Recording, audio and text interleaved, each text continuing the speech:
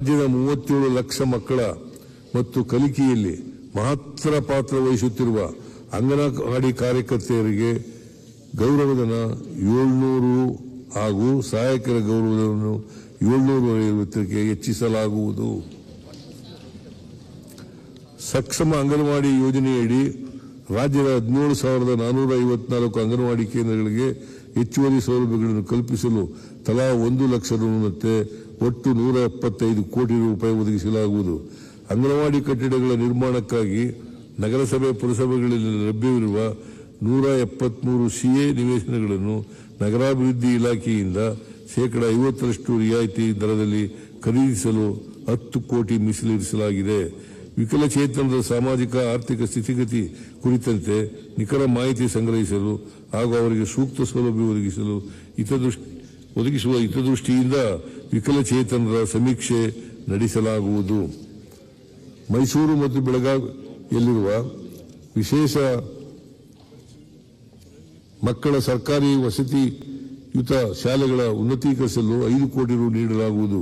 ಇವುಗಳ ನಿರ್ವಹಣೆಯನ್ನು ಸ್ವಯಂ ಸೇವಾ ಸಂಸ್ಥೆಗಳ ಸಹಕಾರದಿಂದ ಕೈಗೊಳ್ಳಲಾಗುವುದು. Cerebral policy, muscular dystrophy, Parkinson's ಮತ್ತು ಮಲ್ಟಿಪಲ್ ಸ್ಕ್ಲೆರೋಸಿಸ್ ಕಾಯಿಲೆಗಳಿಂದ ಬಳಲುತ್ತಿರುವ ವ್ಯಕ್ತಿಗಳ ಆರೈಕೆದಾರರಿಗೆ ನೀಡುತ್ತಿರುವ ಮಾಸಿಕ 1,000 ಪ್ರೋತ್ಸಾಹ ಯೋಜನೆಯನ್ನು ಆಟಿಸಂ, ಬೌದ್ಧಿಕ ವಿಕಲತೆ ಮತ್ತು ಬಹುವಿಧ ಅಂಗವಿಕಲತೆ ಕಾಯಿಲೆಗಳಿಂದ ಬಳಲುತ್ತಿರುವ ಆರೈಕೆದಾರರಿಗೂ ವಿಸ್ತರಿಸಲಾಗುವುದು.